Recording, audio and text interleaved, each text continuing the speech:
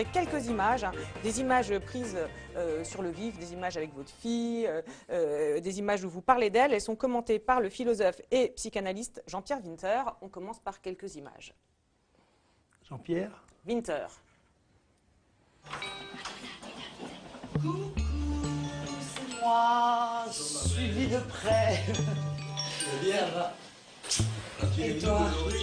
Bah, je suis venu qu'aujourd'hui, puisque hier j'ai pas pu, et comme demain il n'y a pas d'avion, bah, je repars avec toi cet après-midi. Oui, d'accord. Voilà, donc là pour le coup, je fais l'aller-retour. D'après vous, qu'est-ce qu'elle a de vous, votre fille? D'après vous? Pardon? Elle sera aussi bonne que vous? Ah, mais ça, j'en sais rien, c'est l'avenir qui le dira. J'espère qu'elle sera meilleure. Parce qu'elle aura quand même déjà... moi, j'ai fait le bulldozer un petit peu. J'ai tracé la route dans la jungle. Maintenant, elle peut aller plus loin, sans doute. Je le souhaite, en tous les cas. C'est moi qui fais le plus grand nombre de voix. Voilà. Il y a un challenge entre nous. Hein. Un challenge. C'est ça. Oui, mais pour le résultat, oui. Il vaut mieux un challenge à la hausse, comme ça. Oui, c'est mieux les challenges à la hausse, c'est sûr. Ça montre Pourquoi bien dites-vous un challenge? En français, c'est challenge. Un défi, ou un défi. Un challenge en français. C'est comme les... J'ai remarqué que les speakers de la radio disent Vancouver. Vancouver. C'est Vancouver, c'est pas Vancouver. Ou bien alors il faut dire Vancouver.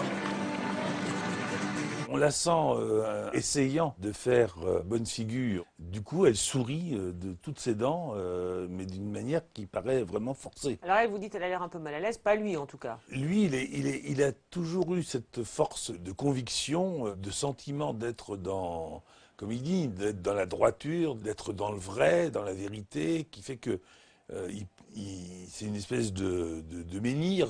Il aimerait l'image, je suis sûr. Et rien ne peut altérer la position qui est la sienne. Et on ne l'a jamais entendu, malgré les témoignages, malgré les procès, on ne l'a jamais entendu revenir sur quelque chose qu'il aurait dit et qui aurait fait du tort. On est tous, enfin pour les femmes, on est tous filles de notre père. Et on a vu Martine Aubry d'ailleurs, une femme politique aussi, qui aimait pas forcément, qui était souvent mal à l'aise quand elle était filmée avec son J'ai père. pas trouvé du tout que les images montraient qu'elle était mal à Et l'aise. ben voilà, vous qui la Je connaissez crois bien. que Marine est quelqu'un d'assez expansif, assez extraverti, et qu'elle dit ce qu'elle pense. D'accord. D'accord. Donc elle n'est pas. Donc vous dites finalement, elle est parfaitement naturelle et elle n'est pas dans cette relation qui peut être compliquée, des fois père-fille. Il y a pas. Non, non, on s'aime, rassurez-vous. Il n'y a pas de malaise, il n'y a pas de. Très bien. Et alors sur les regrets aussi, parce qu'il dit, alors vous avez dit Cahuzac pendant qu'il parlait, il dit tout être humain peut exprimer des regrets en disant j'ai mal compris, je me suis Oui, c'est trompé. très à la mode, ça. C'est la mode américaine. C'est Clinton avouant qu'il avait chouchouté dans son bureau sa petite secrétaire, etc. Et après, il bat sa coule, pardon. Je ne suis pas mon genre, voilà. Ouais, vous non, jamais. Non, jamais. je ne demande pardon qu'à Dieu. Je ne demande pas pardon aux hommes. Ah ouais. Mais quand même cette histoire de regret, parce qu'on peut dire, alors effectivement, au fil des interviews, vous avez toujours dit, moi je regrette pas, j'ai jamais exprimé de regret, etc. Mais après, vous allez dire, c'est votre affaire et ça ne nous regarde pas forcément, mais en même temps, on peut se dire, chaque personne peut se dire, à un moment je me suis trompé, etc. Je me suis peut-être dit, mais dans mon fort intérieur, Dans votre fort. il me péto. D'accord. Mais s'il faut en passer par là pour, je sais pas, moi, gagner des élections, etc. Non, bah écoutez, il y a des choses que je ne ferai pas, même pour gagner des élections. D'accord, ok, très bien. Jamais. Bon, ou pour que votre fille les gagne. Ah, c'est elle qui est maîtresse de son jeu. Oui, mais est-ce que si vous deviez faire quelque chose pour que votre fille puisse gagner une élection, vous le feriez? Demander pardon de certaines choses pour que votre fille puisse gagner? Non, je ne me sens pas, je ne voudrais pas payer de ce prix-là. Il y a certainement d'autres manières plus nobles, plus loyales de le faire. C'est vrai que vous êtes un homme parfois de colère spectaculaire. On va en revoir deux, une face à Nicolas Sarkozy, une face à Marine Le Pen. Je vous montre. Il faudrait choisir aussi le Écoutez, travail. commencez par choisir votre pays, puis après vous me direz de choisir ma circonscription. Ah, Hein? voilà, Bah ça, oui. vous êtes intéressante, Bah madame. oui, parce qu'un vous coup vous savez vous qui a présentez en choisi. France, Bah oui, un coup vous vous parce présentez que en Allemagne, Oui, et excusez-moi, j'en mais- suis fier, madame. Eh ben c'est bien. J'en suis fier parce que j'ai choisi l'Europe. Et je vais vous dire une chose. Tous les collabos de tout ce monde, si moi j'ai pas choisi mon pays, c'est parce que mes parents en 1933, ont été vidés d'Allemagne par Hitler. Alors quand vous me dites cela, eh ben, choisissez vos amis au Parlement européen qui sont des amis des ex-Hitler des amis de la rabattez boulangère votre caquet qui, là-dessus. Parce que moi, mais je j'ai suis pas à pour, rabattre mon caquet sur rien, tout. moi. Mais de me dire, choisissez votre votre pays, vie, madame, moi, ça, votre je vie. ne laisserai à mais personne monsieur, et surtout pas à vous. avez Choisissez un ce que discours. vous voulez, Écoutez, mais là-dessus, fermez votre gueule. Non, soyez Hein, poli je vous le dis d'abord ça avec une femme. sérieusement. hein. Soyez poli avec une femme. Non, je suis pas et ne poli vivez là-dessus, pas- parce ne que vivez femme ou pas dans homme, le passé. c'était des femmes qui ont essayé d'arrêter la femme de mon père pour la mettre en prison. Hein. Vous allez manger avec des baguettes avec le président de Chine pour ouvrir les Jeux Olympiques. Bon appétit. Moi, je penserais à tous les prisonniers qui croupissent dans les prisons chinoises. Moi, je penserais à tous ceux qui sont arrêtés. Moi, je penserais à tous ceux qui sont maltraités au Tibet. Et moi, je vous dis, vous aviez une occasion au nord de défendre les valeurs européennes, de la démocratie, de la liberté, en disant « Je ne participe pas à l'ouverture des Jeux à la mascarade du Parti communiste chinois ». Voilà ce que nous voulons. Monsieur le Président, c'est une honte, c'est minable d'aller à l'ouverture des Jeux Olympiques. Merci. Vous y allez sans vous dire est-ce que ce sera productif, contre-productif, pour défendre mes idées, pour faire avancer mon point de vue Non, mais ça fait, alors là, 45 ans que je ne fais pas ce genre de calcul et je ne vais pas commencer maintenant. Non, moi écoutez, d'abord, ceux qui m'aiment, ils m'aiment comme ça. Ah oui. Et ceux qui ne m'aiment pas, ils ne m'aimeraient pas même si j'étais autrement. D'accord, bon, mais il peut y avoir des téléspectateurs ou des gens qui disent mais comment il parle ou comment...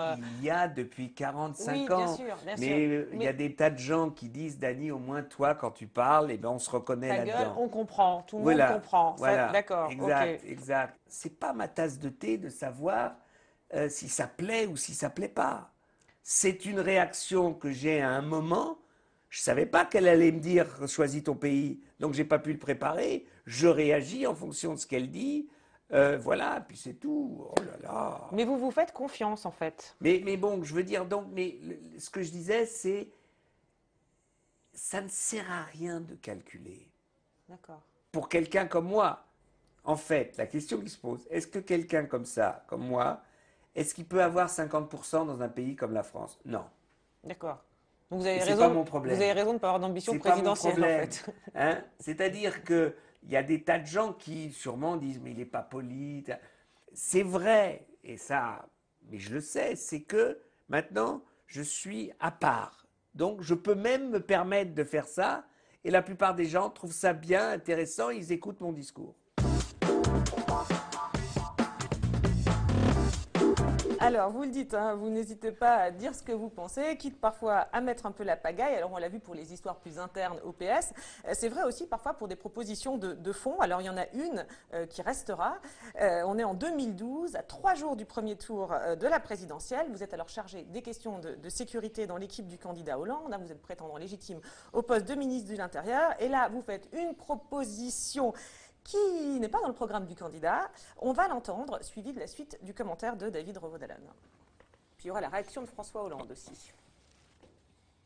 C'est gentil de faire l'actualité le jour où vous venez nous voir. Vous avez proposé hier soir, lors d'un meeting à Dijon, de transformer le délit de consommation de cannabis en contravention, donc quelque chose de moins grave.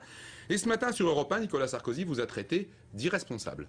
Oui, j'ai repris en réalité une proposition que sûrement Nicolas Sarkozy avait oubliée, qu'il avait faite en 2007.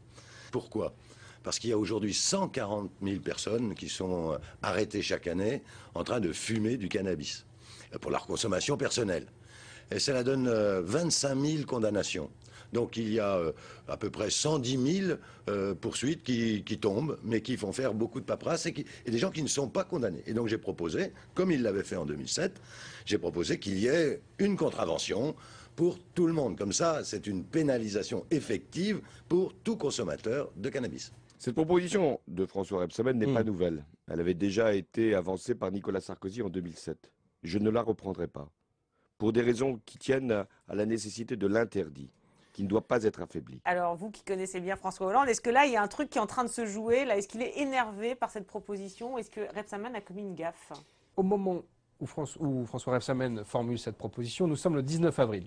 Vraisemblablement, François Hollande sait à cet instant qui il va placer au ministère de l'Intérieur, puisqu'une compétition sourde et discrète, mais qui n'a échappé à personne, oppose bien sûr François Rebsamen et Manuel Valls pour la place Beauvau. À ce moment-là, je pense que François Hollande a choisi. Évidemment, pour répondre à votre question, c'est une gaffe, c'est une erreur politique, c'est une faute de campagne, évidemment. La deuxième chose, c'est finalement les motivations de cette expression de François Rebsamen. Pourquoi est-ce qu'à ce moment-là, il fait cette sortie? Je pense que sur le fond, sa proposition est tout à fait valable.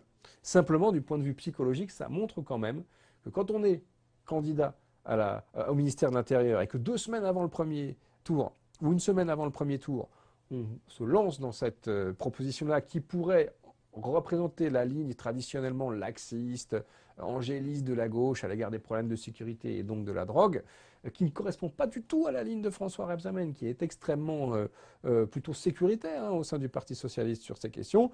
On peut avancer l'hypothèse, allons, d'un acte manqué ou d'une forme, non pas de suicide, parce que le mot serait trop fort, suicide politique dans cette optique-là, mais en tout cas, il y a quelque chose qui est de l'ordre de l'inconscient. Voilà, quelque chose de l'ordre de l'inconscient, dit-il.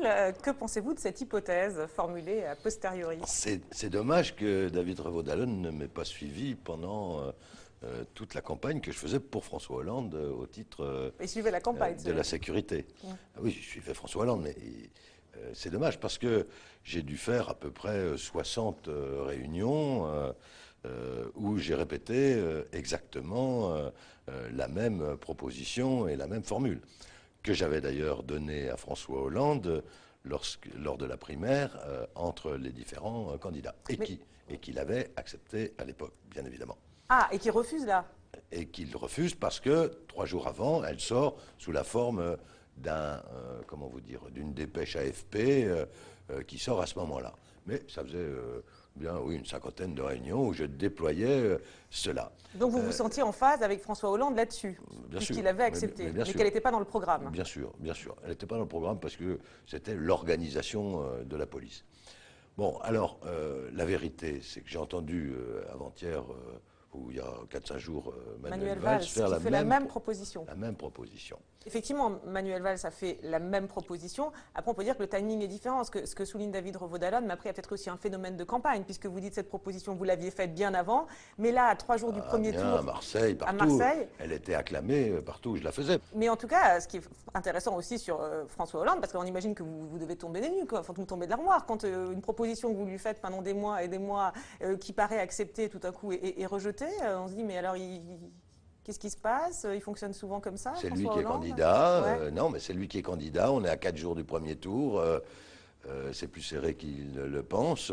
La dépêche de l'AFP a fait rebondir, pas longtemps, mais a fait rebondir à ce moment-là Nicolas Sarkozy. Et c'est ça qui, François a été obligé de réaffirmer, je ne suis pas pour la levée de l'interdit. Voilà, pour bien marquer sa différence avec Nicolas Sarkozy.